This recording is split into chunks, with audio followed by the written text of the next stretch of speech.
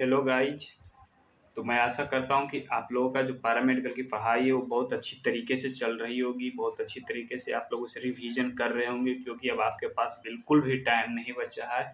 Only for 6 to 7 days बचा है, जो कि आपके लिए बहुत ही इम्पोर्टेंट डेज है, जिसमें आप अगर मेहनत करेंगे अच्छी तरीके से तो आप अच्छे से अच्छे रैंक को अचीव कर पाएंगे, अच्छे से अच्छे कॉलेज तक के आप पहुंच पाएंगे। तो मैं ऐसा करता हूँ कि आप लोग सभी लोग मेहनत अब जोर से कर रहे होंगे, हर कोई अपने कॉलेज को जाने के बारे में सोच रहे होंगे, उसकी प्रति आप मेहनत आपका लगातार एकदम ऊंचे की ओर बढ़ते जा रही होगी। तो मैं आपके मेहनत को देखते हुए, आपके भविष्य को देखते हुए, मैं आपके लिए मोस्ट वीवीआई इंपॉर्टेंट क्वेश्चन, जो कि पैरा मेडिकल पेपर की तरह एकदम बिल्कुल उसी पे आधारित क्वेश्चन को तैयार किया हूँ। जिस प्रकार पैरा मेडिकल में पूछा जाता है उसका नाम मॉडल पेपर 4 रखा हूँ। उसको मैं यहाँ से क्वेश्चन को प्रैक्टिस करवा रहा हूँ, जो कि आप इसे अच्छी तरीके से प्रैक्टिस कर ले, इसे आप याद कर ले, इसे अच्छी तरीके से रिमेंबर कर ले, ताकि आप वहाँ जाकर अच्छे से अच्छे क्वेश्चन को आप अचीव कर पाएँ, ज़्यादा से ज़्यादा क्वेश्चन को आप बना पाएँ। तो चलिए आप लोग इस क्वेश्चन को अच्छी तरीके से बिल्कुल दम रट जाइए। ऐसे ऐसे क्वेश्चन अभी 7 दिन में आपको बहुत सारे क्वेश्चन को प्रैक्टिस करवाया जाएगा। मैं आपको 100% गारंटी देता हूँ, इन 7 डेज अगर जो आप लोग हमारे सारे वीडियो को अगर जो आप कंप्लीट कर लेंगे, तो मैं आपको 100% गारंटी देता हूँ कि आप अच्छे से अच्छे रैंक को अचीव कर लेंगे, आप अच्छे से अच्छे कॉलेज में चले जाएंगे, आपका उतना नंबर उतना मार्क्स आ जाएगा। तो आप हमारे सारे वीडियो को जरूर देखें, मैं आपसे निवेदन करता हूँ, क्योंकि यहाँ पे सिर्फ मोस्ट वीवीआई इंपॉर्टेंट क्वेश्चन को ही लाया जाता है। तक हमारे वीडियोस बने रहने के लिए जो अभी तक हमारे चैनल को सब्सक्राइब नहीं किया, कृपया हमारे चैनल को सब्सक्राइब, लाइक, शेयर जरूर करें, ताकि आपको मैं अच्छे से अच्छे कंटेंट को प्रोवाइड कर सकता हूँ। तो चलिए लेट नहीं करते हुए आपके लिए क्वेश्चन को मैं यहाँ पे स्टार्ट करता हूँ, जो कि मॉडल पेपर 4 यहाँ पे इसका नाम रखा हूँ, जिसमें कि पहला इसमें टॉपिक क्या चीज़ का है। तो पहला टॉपिक पैरामेडिकल में भी आता है सामान्य ज्ञान का, तो यहाँ पे बिल्कुल पैरामेडिकल के आधार पर ही रखा गया। तो पहला क्वेश्चन कहाँ से? सामान्य ज्ञान से। तो चलिए क्वेश्चन की ओर बढ़ते हैं। क्वेश्चन क्या कर रहा है बच्चों? कर रहा है अफ्रीका की मूलभूत जनजाति पिग्मी किस नदी घाटी में पाई जाती है। कह रहा है क्वेश्चन क्या कर रहा है बच्चों, अफ्रीका में जो मूलभूत जनजाति है पिग्मी, वो किस नदी घाटी में पाई जाती है? नाइगर में, कांगो में, नील में, जाम्बेजी में। तो किस नदी के घाटी में पाई जाती है? तो चलिए आप लोग सभी लोग जवाब दीजिए, जितना जवाब दीजिएगा उतना आपको बूस्ट होंगे, उतना आप खुद में बूस्ट होंगे। तो चलिए सभी लोग जवाब दीजिए, इसका राइट आंसर क्या होगा बच्चों? अब फिर क्वेश्चन क्या कर रहा है, अफ्रीका की मूलभूत जो जनजाति है वो किस नदी घाटी में पाई जाती है? तो चलिए सभी लोग जवाब दीजिए, इसका राइट आंसर क्या होगा बच्चों? सभी लोग जवाब दीजिए, इसका राइट आंसर क्या होगा बच्चों? तो इसका राइट आंसर क्या हो जाएगा? इसका राइट आंसर हो जाएगा कांगो में। किस घाटी में पाई जाती है, किस नदी की घाटी में? तो कांगो में पाई जाती है। किसमें? कांगो में। तो चलिए अगले क्वेश्चन की ओर बढ़ते हैं। अगला क्वेश्चन क्या कर रहा है बच्चों, अशोक के शासन काल में बौद्ध सभा किस नगर में आयोजित की गई थी? कह रहा अशोक जब शासन कर रहा था तो उसके शासन काल में जो बौद्ध सभा हुआ था वो किस नगर में आयोजित की गई थी? मगध में, पाटलिपुत्रा में, समस्तीपुर में, राजगिरी में। चलिए सभी लोग जवाब दीजिए, इसका राइट आंसर क्या होगा बच्चों? जल्दी जल्दी जवाब दीजिए, फास्ट रिवीजन कीजिए, सभी लोग जवाब दीजिए जल्दी जल्दी, इसका राइट आंसर क्या होगा? तो इसका राइट आंसर क्या हो जाएगा बच्चों? पाटलिपुत्रा में। कहाँ आयोजित किया गया था? पाटलिपुत्रा में। अशोक के शासन काल में जो बौद्ध सभा आयोजित किया गया था वो कहाँ आयोजित किया गया था? तो पाटलिपुत्रा में आयोजित किया गया था। तो चलिए अगले क्वेश्चन की ओर बढ़ते हैं। अगला क्वेश्चन क्या कर रहा है बच्चों? कर रहा है शुंग वंश के बाद, क्वेश्चन क्या बच्चों, शुंग वंश के बाद किस वंश ने भारत पर राज किया? कह रहा है जब शुंग वंश शासन कर रहा था, इसके बाद भारत पर किस वंश का राज किया? सतवाहन का, कुषाण का, कण्व का, गुप्त का। तो चलिए जल्दी जल्दी जवाब दीजिए, इसका राइट आंसर क्या होगा? सभी लोग जवाब देंगे, इसका राइट आंसर क्या होगा बच्चों? कह रहा है शुंग वंश के बाद किस वंश ने भारत पर राज किया? चलिए सभी लोग जवाब देंगे बच्चों, तो इसका राइट आंसर क्या हो जाएगा? कण्व वंश ने। कौन सा वंश राज किया था? तो कण्व वंश ने। कौन सा राज किया था बच्चों? तो कण्व वंश राज किया था। चलिए अगले क्वेश्चन की ओर बढ़ते हैं। अगला क्वेश्चन क्या कर रहा है, कुमार स्तंभ महाकाव्य किस कवि ने लिखा? कह रहा है कुमार स्तंभ एक महाकाव्य है, वो किस कवि ने लिखा? बाणभट्ट ने, चंद्रबरदाई ने, हरिसेन ने, कालिदास ने। चलिए सभी लोग जवाब दीजिए, जो कुमार कुमार कुमार संभव है महाकाव्य, वो किस कवि ने लिखा? सभी लोग जवाब दीजिए, कुमार संभव का महाकाव्य है वो किस कवि ने लिखा? सभी लोग जवाब दीजिए बच्चों, इसका राइट आंसर क्या होगा? सभी लोग जवाब दीजिए, इसका राइट आंसर क्या होगा बच्चों? तो इसका राइट आंसर क्या हो जाएगा? इसका राइट आंसर कालिदास। कुमार संभव का महाकाव्य है उसको कौन लिखे थे? कालिदास लिखे थे। कौन लिखे थे? कालिदास लिखे थे। चलिए अगले क्वेश्चन की ओर बढ़ते हैं। अगला क्वेश्चन क्या कर रहा है बच्चों, विश्व का कौन सा देश मुलायम लकड़ी एवं लकड़ी की लुगदी का सबसे बड़ा उत्पादक एवं निर्यात है?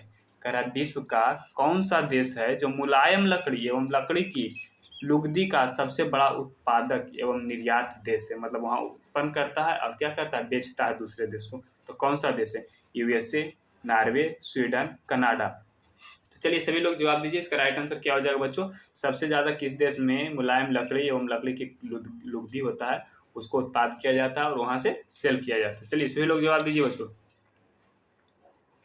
इसका राइट आंसर क्या हो जाएगा बच्चों? कनाडा। कहाँ होता है बच्चों? कनाडा में होता है। कहाँ होता है? कनाडा में। तो चलिए अगले क्वेश्चन की ओर बढ़ते हैं। अगला क्वेश्चन क्या करे बच्चों? कह रहा शुष्क भूमि के लिए सर्वाधिक उचित फसल कौन सी है? कह रहा जो शुष्क भूमि है उसके लिए सर्वाधिक उचित फसल कौन सी है? गन्ना, जूट, गेहूं, मूंगफली। चलिए सभी लोग जवाब दीजिए, इसका राइट आंसर क्या होगा बच्चों? सभी लोग जवाब दीजिए, इसका राइट आंसर क्या होगा? सभी लोग जवाब दीजिए। तो इसका राइट आंसर क्या हो जाएगा बच्चों? मूंगफली। शुष्क भूमि में कौन सा फसल उगता है ज्यादा? तो मूंगफली उगता है। कौन सा फसल? मूंगफली। कौन सा फसल? मूंगफली। चलिए अगले क्वेश्चन की ओर बढ़ते हैं बच्चों। अगला क्वेश्चन क्या कर रहा है बच्चों? कह रहा है निम्नलिखित में से किस सुल्तान के दरबार में सबसे अधिक गुलाम थे? क्या कह रहा है? निम्नलिखित में से किस सुल्तान के दरबार में सबसे अधिक क्या थे? गुलाम थे? बलबन के, अलाउद्दीन खिलजी के, मोहम्मद बिन तुगलक के, फिरोज तुगलक के। तो किसके शासनकाल में सबसे ज्यादा गुलाम थे? चलिए सभी लोग जवाब दीजिए, इसका राइट आंसर क्या होगा? सभी लोग जवाब दीजिए, इसका राइट आंसर क्या होगा? किसके सुल्तान, कौन सा सुल्तान के दरबार में सबसे ज्यादा अधिक गुलाम थे? चलिए सभी लोग जवाब दीजिएगा बच्चों। तो इसका राइट आंसर क्या हो जाएगा? फिरोज तुगलक के। किसके शासनकाल में? फिरोज तुगलक के। फिरोज तुगलक के। चलिए अगले क्वेश्चन की ओर बढ़ते हैं। अगला क्वेश्चन क्या कर रहा है बच्चों? अगला क्वेश्चन कह रहा है भारतीय संविधान का कौन सा अनुच्छेद संवैधानिक प्रबंधों की संघीय संसद राज्य विधान पालिकाओं द्वारा बनाए गए नियमों कानूनों पर प्राथमिकता प्रदान करता है? अनुच्छेद 13, अनुच्छेद 32, अनुच्छेद 245, अनुच्छेद 326। तो इसका राइट आंसर क्या होगा? सभी लोग जवाब दीजिए बच्चों, इसका राइट आंसर क्या होगा? सभी लोग जवाब दीजिए। तो इसका राइट आंसर क्या हो जाएगा बच्चों? इसका राइट आंसर हो जाएगा 245। किसमें? अनुच्छेद 245। चलिए अगले क्वेश्चन की ओर बढ़ते हैं। अगला क्वेश्चन क्या कर रहा है बच्चों? राज्यसभा का सभापति कौन होता है? क्वेश्चन क्या बच्चों? राज्यसभा का जो सभापति होता है वो कौन होता है? चलिए सभी लोग जवाब दीजिए बच्चों, इसका राइट आंसर क्या होगा? राज्यसभा का सभापति कौन होता है बच्चों? राज्यसभा का सभापति कौन होता है? चलिए सभी लोग जवाब दीजिए, इसका राइट आंसर क्या हो जाएगा? तो इसका राइट आंसर क्या हो जाएगा बच्चों? इसका राइट आंसर क्या होगा? उपराष्ट्रपति होता है। कौन होता है बच्चों? उपराष्ट्रपति होता है। कौन होता है? उपराष्ट्रपति होता है। चलिए अगले क्वेश्चन की ओर बढ़ते हैं। अगला क्वेश्चन देखिए फिजिक्स से आया है बच्चों, जो कि फिजिक्स का मोस्ट इंपॉर्टेंट क्वेश्चन है। तो आप लोग इसे भी अच्छी तरीके से कंप्लीट कर लीजिए। और जो अभी तक हमारे चैनल को सब्सक्राइब नहीं किए कृपया सब्सक्राइब, लाइक, शेयर जरूर करें, ताकि मैं आपको अच्छे से अच्छे कंटेंट को दूं, अच्छे से अच्छे क्वेश्चन को प्रैक्टिस करवाऊं, ताकि आप अच्छे से अच्छे रैंक को अचीव कर पाए। चलिए क्वेश्चन क्या कर रहे हैं बच्चों? एक 80 kg का आदमी फर्श पर खड़ा है। क्वेश्चन क्या? एक 80 kg का आदमी क्या, हाँ, फर्श पे खड़ा है। आदमी के पैरों द्वारा फर्श पर आरोपित दाब क्या हुआ? कह रहा है जब फर्श पर खड़ा है आदमी तो उसका पैर से जो फर्श दबा हुआ है तो उस पर क्या दाब बन रहा है, उसका दाब क्या है? यदि आदमी के पैरों द्वारा फर्श पर घेरा गया क्षेत्रफल 160 सेंटीमीटर स्क्वायर है, मतलब जितना दूर में वो खड़ा है उसका क्या है स्क्वायर, उसका जो क्षेत्रफल है वो कितना है? 160 सेंटीमीटर स्क्वायर है। और उसका 80 kg आदमी का वजन है, तो उस पर क्या कर रहा है? पूछ रहा है दाब क्या होगा। तो चलिए सभी लोग जवाब दीजिए बच्चों, इसका राइट आंसर क्या होगा? पहला कह रहा है 5000 न्यूटन पर मीटर स्क्वायर। दूसरा क्या कर रहा है? दूसरा क्या कर 40,000 न्यूटन पर मीटर स्क्वायर। तीसरा क्या करो बच्चों? 20,000 न्यूटन पर मीटर स्क्वायर। चौथा क्या कर 18,000 न्यूटन मीटर पर स्क्वायर। चलिए आप लोग जवाब दीजिए, इसका राइट आंसर क्या होगा? आप लोग कैलकुलेशन कीजिए जल्दी जल्दी बच्चों, आप लोग कैलकुलेशन कीजिए, कैलकुलेशन कीजिएगा, जल्दी जल्दी कीजिए कैलकुलेशन। मैं आपको तो बताऊंगा, लेकिन पहले आप जल्दी कीजिए, वीडियो को पॉज करके कीजिए। तो चलिए मैं आपको इसका कैलकुलेशन बताता हूँ, कैलकुलेशन की ओर मैं आपको ले जाता हूँ। तो इसका कैलकुलेशन देखिए क्या होगा बच्चों। कह रहा है आदमी का द्रव्यमान कितना दिया हुआ है बच्चों? द्रव्यमान, इसका सबसे पहला नंबर वजन दिया हुआ है कितना, जिसको हिंदी में क्या बोलते हैं? द्रव्यमान। तो इसका कितना दिया हुआ? 80 kg। कितना दिया हुआ बच्चों? 80 kg। और इसका क्या कर रहा है? अगर जो हम निकालते हैं आदमी का भार, सबसे पहला नंबर क्या चीज निकालते हैं हम लोग? भार। किसी भी चीज को कैलकुलेशन फिजिक्स में क्या चीज से किया जाता है? भार। अगर हम भार निकालते हैं बच्चों तो भार बराबर फार्मूला, भार बराबर क्या होता है? mg। भार बराबर फार्मूला क्या होता है? mg। आप लोग जानते होंगे। तो mg कितना, मास कितना दिया हुआ? 80 kg।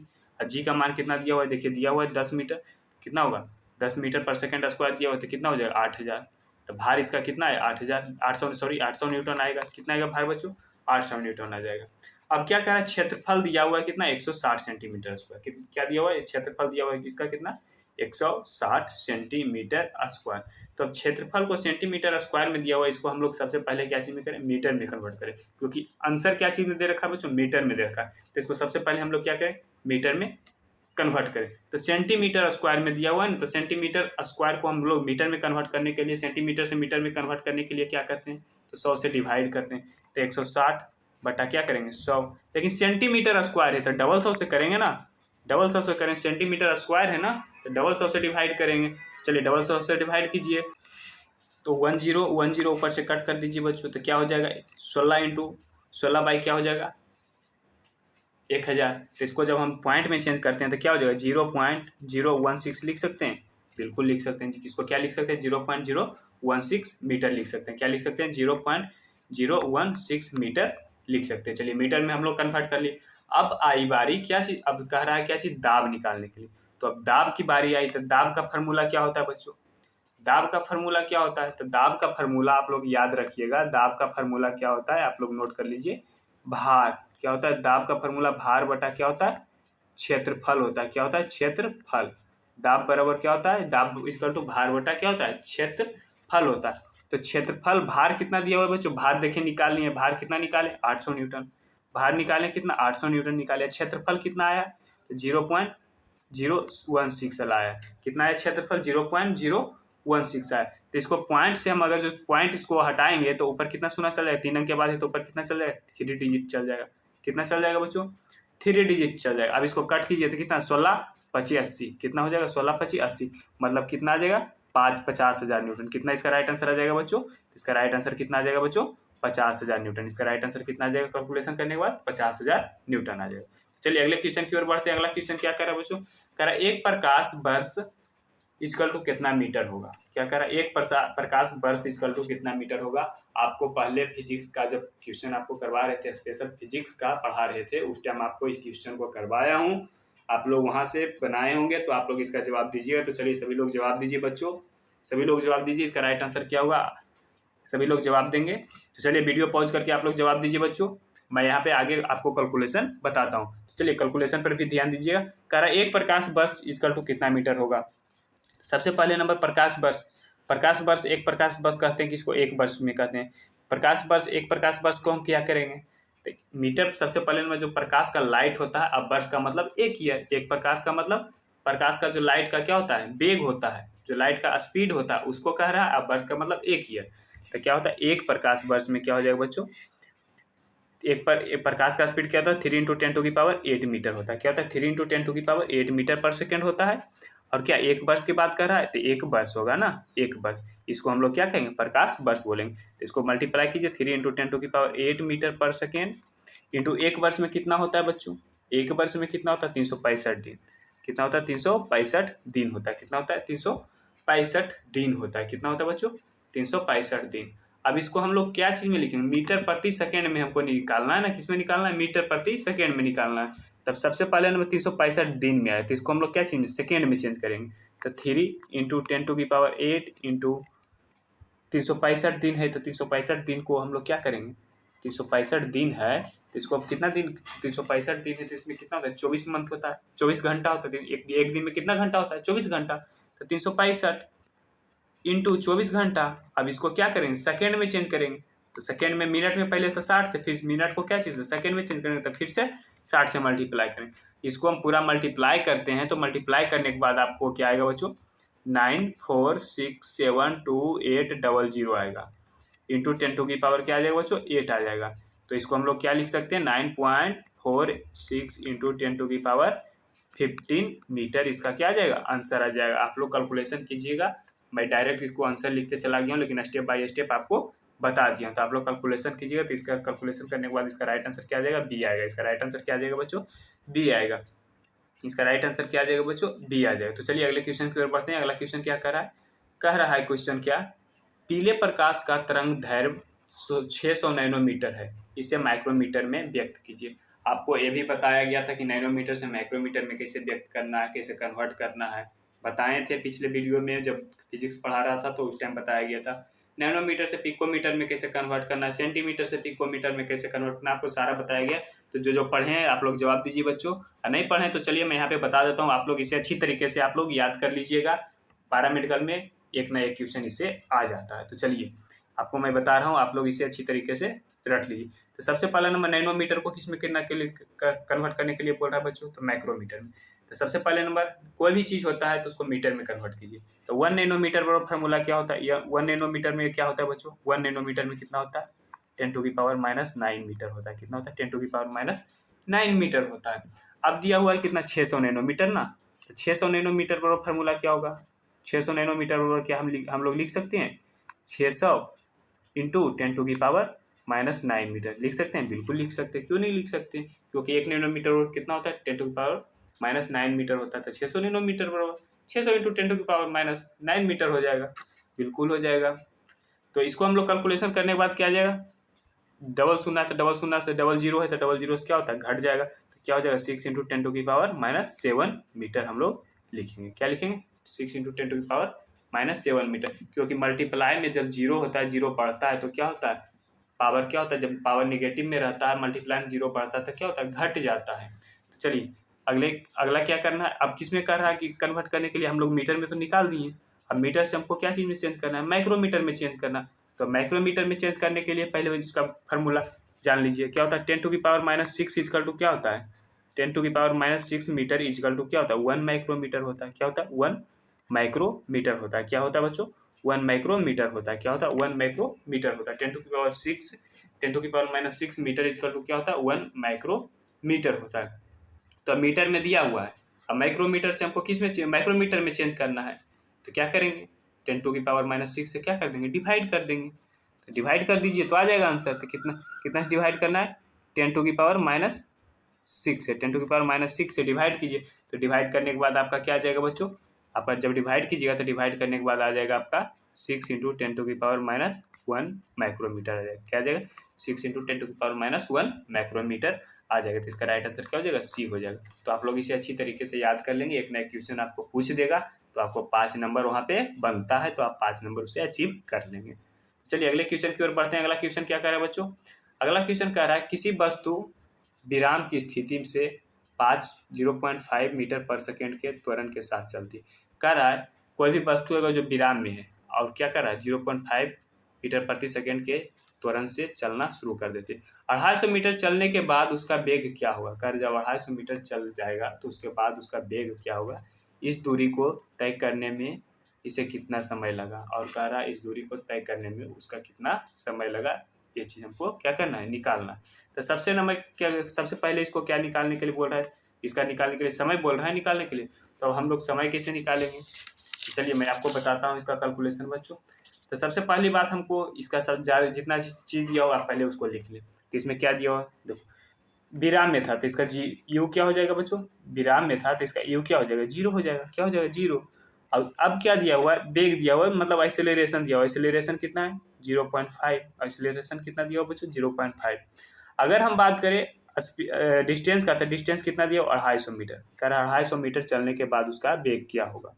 तो 250 मीटर चलने के बाद पूछ रहा है उसका वेग, तो मतलब क्या निकालने के लिए बोल रहा है, भी निकालने के लिए, मतलब वेलोसिटी निकालने के लिए बोल रहा है। और फिर बाद में क्या बोला निकालने के लिए, टाइम निकालने के लिए बोला। क्या बोला है निकालने के लिए, तो टाइम निकालने के लिए। तो जब हम वेलोसिटी निकालेंगे उसके बाद ही क्या निकलेगा, टाइम निकलेगा। तो सबसे पहले नंबर हम क्या निकालें, वेलोसिटी निकालें। तो वेलोसिटी बराबर फॉर्मूला क्या होता है, वी स्क्वायर बराबर क्या होता है बच्चों, यू स्क्वायर प्लस 2a होता है।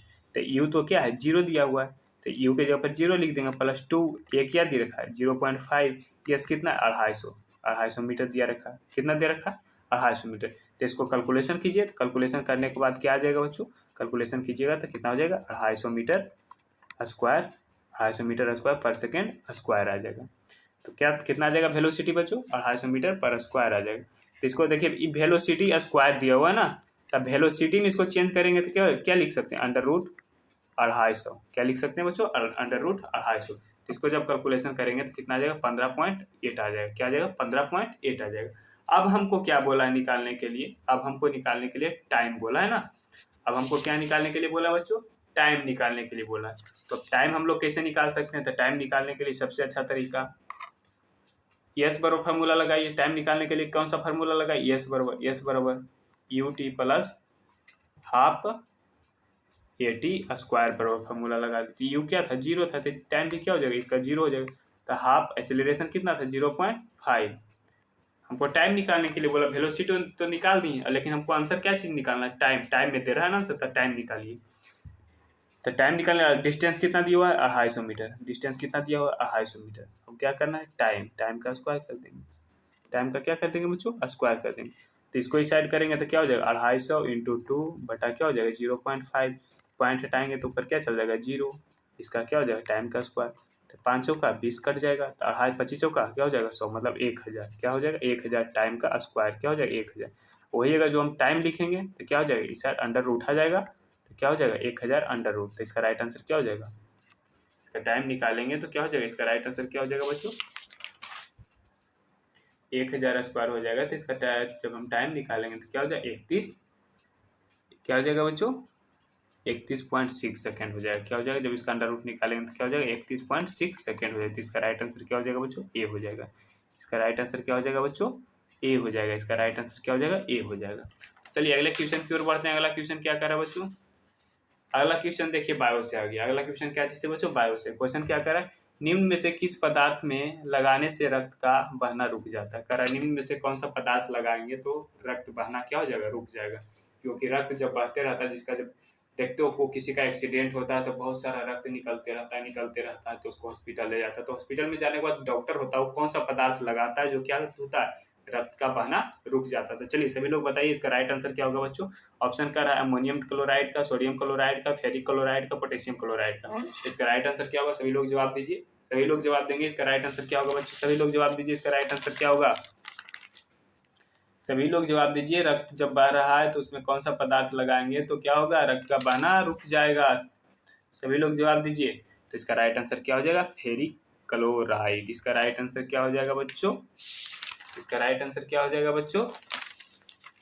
इसका राइट आंसर क्या हो जाएगा बच्चों? Ferric chloride. इसका राइट आंसर क्या हो जाएगा? Ferric chloride. तो चलिए अगले क्वेश्चन की ओर बढ़ते हैं। अगला क्वेश्चन क्या कर रहा है बच्चों? अगला क्वेश्चन कर रहा है कार्बन परमाणु की संयोजकता है। कह रहा है कार्बन परमाणु की संयोजकता है, क्या है? कार्बन परमाणु की संयोजकता है, क्या है? बताइए सभी लोग। कार्बन परमाणु की संयोजकता क्या है? 1, 3, 5, 6। सभी लोग जवाब दीजिए। इसका राइट आंसर क्या होगा? कार्बन परमाणु की संयोजकता है, क्या है? चलिए सभी लोग जवाब दीजिए। इसका राइट आंसर क्या होगा?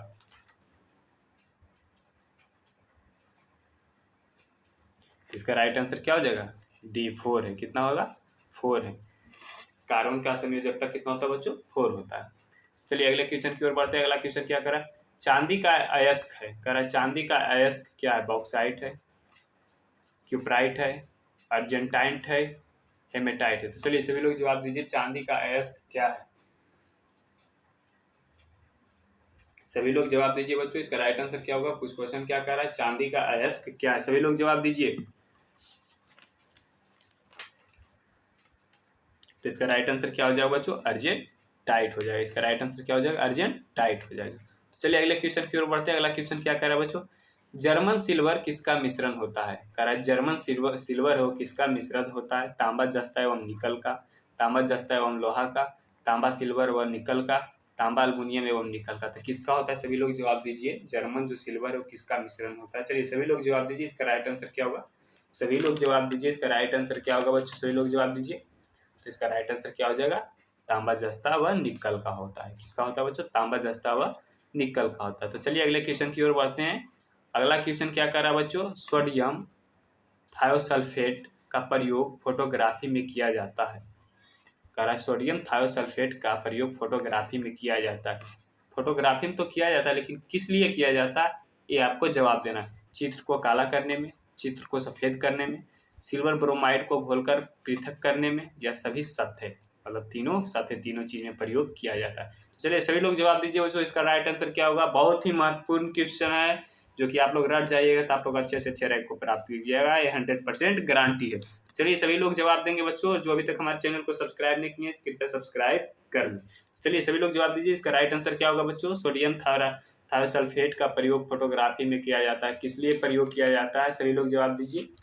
इसका राइट आंसर क्या होगा बच्चों? इसका राइट आंसर हो जाएगा सी, सिल्वर ब्रोमाइड को घोलकर पृथक करने में। किसमें? सिल्वर ब्रोमाइड को घोलकर पृथक करने में। इसका राइट आंसर क्या हो जाएगा? सी हो जाएगा। चलिए अगले क्वेश्चन की ओर बढ़ते हैं। अगला क्वेश्चन देखिए इंग्लिश से आ गया है, क्योंकि हर साल इंग्लिश में एक पैसेज पूछा जाता है, जो कि पैसेज बहुत ही महत्वपूर्ण होता है। तो आप लोग पैसेज को जरूर बनाइएगा, आप लोग पैसेज पढ़िएगा जरूर। मैं आपको डायरेक्ट इसका क्वेश्चन को मैं करवा देता हूं, लेकिन आप लोग पैसेज जरूर पढ़िएगा। पैसेज पढ़ने के बाद आपको कॉन्फिडेंस आ जाएगा कि क्वेश्चन इसी प्रकार से पूछा जाता है। सारा इसका जवाब पैसेज में दिया हुआ रहता है, तो आप लोग पैसेज पढ़िएगा, आपको जवाब मिल जाएगा। तो क्वेश्चन क्या कर रहा है बच्चों पैसेज का? The people saw the golden picture, the people saw golden picture in a river. Option क्या करा? In a river nearby, in the lake nearby, in a pit nearby, inside the places. कह रहा है जो people golden picture को देखा था वो कहाँ देखा था? कह रहा है रिवर में देखा था, रिवर के नजदीकी में देखा था, या झरना के नजदीकी में देखा था, या पिट के नजदीकी में देखा था, या तो इनसाइड द प्लेसेस, मतलब प्लेसेस के अंदर देखा। तो चलिए सभी लोग जवाब दीजिए, इसका राइट आंसर क्या होगा? सभी लोग जवाब दीजिए, इसका राइट आंसर क्या होगा बच्चों? आप लोग क्वेश्चन जरूर पढ़िएगा, आप लोग पैसेज जरूर पढ़िएगा, मैं आपसे रिक्वेस्ट कर रहा हूँ, क्योंकि आपको पढ़ने से कॉन्फिडेंस आएगी। तो इसका राइट आंसर क्या हो जाएगा बच्चों? इन ए लाइक नियर बाई। क्या हो जाएगा? इन ए लाइक नियर बाई में देखा था। चलिए अगले क्वेश्चन की ओर बढ़ते हैं। अगला क्वेश्चन क्या कह रहा है? अगला क्वेश्चन कह रहा है द इम्पेरियर। क्वेश्चन क्या कह रहा है बच्चों? क्वेश्चन कह रहा है the emperor order bear that all the, कह रहा क्वेश्चन क्या बच्चों? The emperor order bear that all the. पहला ऑप्शन क्या कह रहा है? Children should leave his land, old man should leave his land, old man should live in his land, young man should stay in his land. तो सभी लोग जवाब देंगे, इसका राइट आंसर क्या होगा? पैसे पढ़ने के बाद इसका जवाब एक बार जरूर देंगे सभी लोग। इसका राइट आंसर क्या होगा? तो इसका राइट आंसर क्या हो जाएगा बच्चों? बी हो जाएगा। इसका राइट आंसर क्या हो जाएगा? बी हो जाएगा। Old man should leave his land, मतलब बूढ़े आदमी भी पृथ्वी पे रह सकता है। चलिए अगले क्वेश्चन की ओर बढ़ते हैं। अगला क्वेश्चन क्या कह रहा है बच्चों? भार did the people who went to bring the picture get. कह रहा भार did the people who went to bring the picture get, nothing at all, a handful of water, a handful of air, a picture handle. चलिए सभी लोग जवाब देंगे, इसका right answer क्या होगा? आप लोग, मैं आपसे फिर कह रहा हूँ कि आप जितना पढ़िएगा इसका पैसेज, उतना ज़्यादा आपको कॉन्फिडेंस आएगा। पैसे से 5 क्वेश्चन वहाँ आता है बच्चों, जो कि आप बना दीजिए तो आपका 25 नंबर उठ जाएगा। तो आप लोग पैसेज जरूर बनाइएगा बच्चों, मैं आपसे अभी भी रिक्वेस्ट कर रहा हूँ। तो आप लोग पैसेज पढ़कर ही क्वेश्चन को बनाइएगा। तो इसका राइट आंसर क्या हो जाएगा बच्चों? इसका राइट आंसर बी हो जाएगा, हैंडफुल ऑफ वाटर। जब पढ़िएगा पैसेज तो आपको आंसर सारा वहाँ खुद ब खुद मिल जाएगा। तो चलिए अगले क्वेश्चन की ओर बढ़ते हैं। अगला क्वेश्चन क्या कर रहा है? The emperor period. क्या कर रहा है? The emperor period getting old, getting young, getting big, getting ill. तो चलिए सभी लोग जवाब देंगे, इसका राइट आंसर क्या होगा? सभी लोग जवाब देंगे, सभी लोग जवाब देंगे, इसका राइट आंसर क्या हो जाएगा? तो इसका राइट आंसर क्या हो जाएगा बच्चों? तो इसका राइट आंसर क्या हो जाएगा? इसका राइट आंसर हो जाएगा ए, गेटिंग ओल्ड हो जाएगा। इसका राइट आंसर क्या हो जाएगा? गेटिंग ओल्ड हो जाएगा। चलिए अगले क्वेश्चन की ओर बढ़ते हैं। अगला क्वेश्चन क्या कर रहा है बच्चों? अगला क्वेश्चन कर रहा है the emperor was upset to see the old man because. कह रहा इम्पेरियर था जो अपसेट हो गया था, उदास हो गया था जब ओल्ड मैन को देखा था, तो क्यों? क्वेश्चन ऑप्शन क्या कर रहा है बच्चों? It reminded him of his grandfather, it reminded him that he might fall in. C option क्या बच्चों? It reminded him that he would grow old. चौथा ऑप्शन क्या कर रहा है बच्चों? It reminded him that he colour his hair. चलिए सभी लोग जवाब दीजिए, इसका राइट आंसर क्या होगा बच्चों? सभी लोग जवाब दीजिए, इसका राइट आंसर क्या होगा बच्चों? तो इसका राइट आंसर क्या हो जाएगा बच्चों? इसका राइट आंसर हो जाएगा it reminded him that he would grow old, मतलब वो उसको याद आने लगा था कि मैं भी क्या हो जाऊंगा, एक दिन बूढ़ा होऊंगा इसी प्रकार। तो उसको क्या हो गया? अपसेट हो गया था। चलिए अगले क्वेश्चन की ओर बढ़ रहा। अगला क्वेश्चन क्या कर? अगला क्वेश्चन का कुछ स्टेटमेंट दिया हुआ, तो पहले स्टेटमेंट को आप लोग अच्छी तरीके से वहां पर भी पढ़िएगा और यहाँ पे भी आप पढ़िए।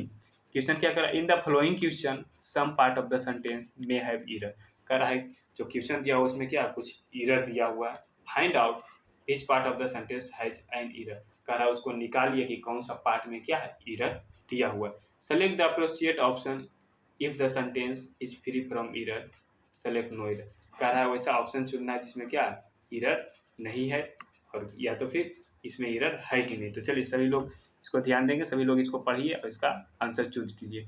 पहला क्या बच्चों? Recently I visited Kerala. दूसरा क्या बच्चों?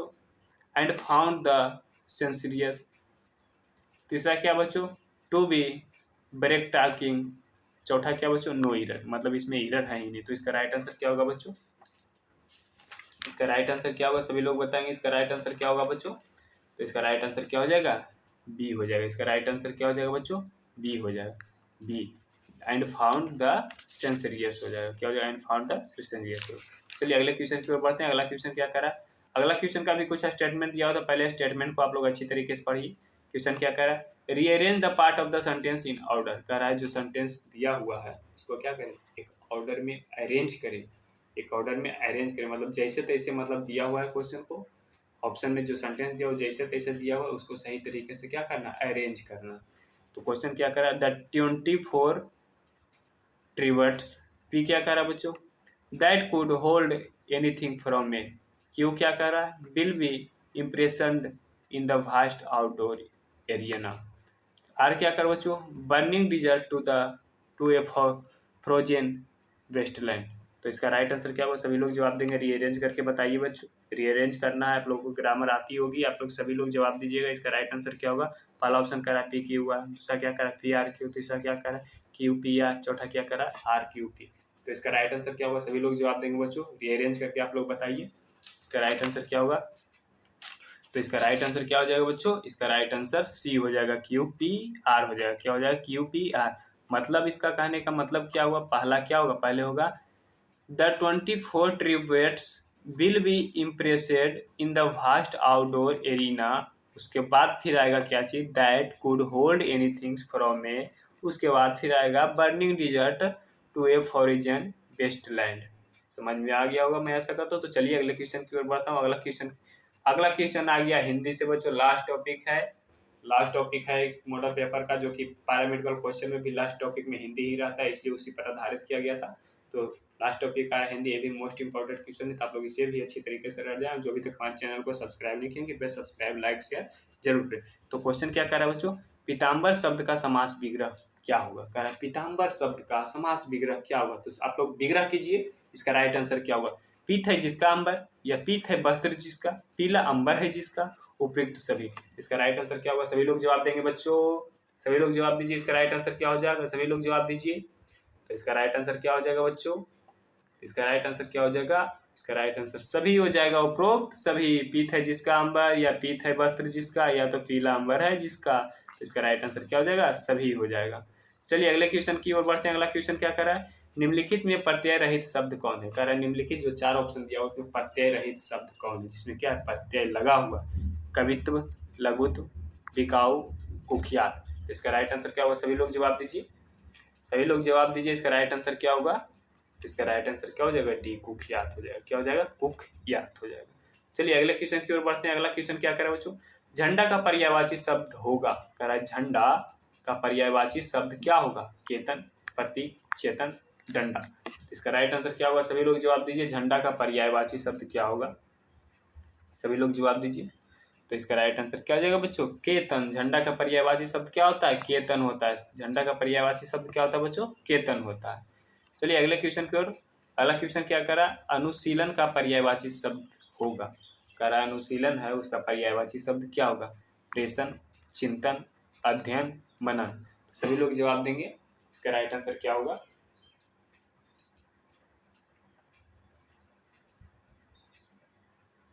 तो इसका राइट आंसर क्या हो जाएगा बच्चों, इसका राइट आंसर अध्ययन हो जाएगा, क्या हो जाएगा, अनुशीलन का पर्यायवाची शब्द क्या हो जाएगा, अध्ययन हो जाएगा, क्या हो जाएगा बच्चों, अध्ययन हो जाएगा। इसका राइट आंसर क्या हो जाएगा बच्चों, अध्ययन हो जाएगा। चलिए अगले क्वेश्चन की ओर बढ़ते हैं। अगला क्वेश्चन क्या कर रहा है बच्चों, अगला क्वेश्चन कर रहा है निम्नलिखित में से उपसर्ग रहित शब्द कौन सा। कर रहा है उपसर्ग रहित शब्द कौन सा, मतलब जिसमें उपसर्ग लगा हुआ है। उपसर्ग कहाँ लगता है, उपसर्ग कब कहाँ लगता है, आगे लगता है। तो कौन सा शब्द होता है जो कि उपसर्ग लगा हुआ है, वो पूछ रहा है। प्रधान, प्रस्ताव, प्रचार, रूपक। चलिए सभी लोग जवाब दीजिए, इसका राइट आंसर क्या होगा बच्चों, सभी लोग जवाब दीजिए, कौन सा शब्द है जिसमें उपसर्ग रहित शब्द है। चलिए सभी लोग जवाब दीजिए बच्चों। तो इसका राइट आंसर क्या हो जाएगा, रूपक। इसका राइट आंसर क्या हो जाएगा बच्चों, रूपक हो जाएगा। इसका राइट आंसर क्या हो जाएगा, रूपक हो जाएगा। तो चलिए अगले क्वेश्चन की ओर बढ़ते हैं। अगला क्वेश्चन क्या करा, निम्नलिखित में से कौन सा शब्द अन्य शब्दों से भिन्नार्थक है। दयालु, कृपालु, सदस्य, क्रूर। मतलब इसमें 3 शब्द क्या है, सेम है, लेकिन एक शब्द क्या है, अल्टर है। तो बताइए कौन सा शब्द है जो क्या है, अल्टर है, अन्य भिन्न है, सभी लोग बताइए। तो इसका राइट आंसर क्या हो जाएगा, कुर्र होगा, क्या होगा इसका राइट आंसर, कुर्र हो जाएगा। चलिए अगले क्वेश्चन की ओर बढ़ते हैं। अगला क्वेश्चन क्या कर रहा है बच्चों? अगला क्वेश्चन कह रहा है कमल नयन में कौन सा अलंकार है? क्या कह रहा है? कमल नयन है, उसमें कौन सा अलंकार है? रूपक, अनुप्रास, उपमा, संदेह। तो चलिए सभी लोग जवाब दीजिए। इसका राइट आंसर क्या होगा? सभी लोग जवाब देंगे। इसका राइट आंसर क्या होगा? जवाब दीजिए बच्चों। तो इसका राइट आंसर क्या हो जाएगा बच्चों? इसका राइट आंसर रूपक हो जाएगा। इसमें कौन सा अलंकार है? रूपक अलंकार। इसमें कौन सा अलंकार है बच्चों? रूपक अलंकार है।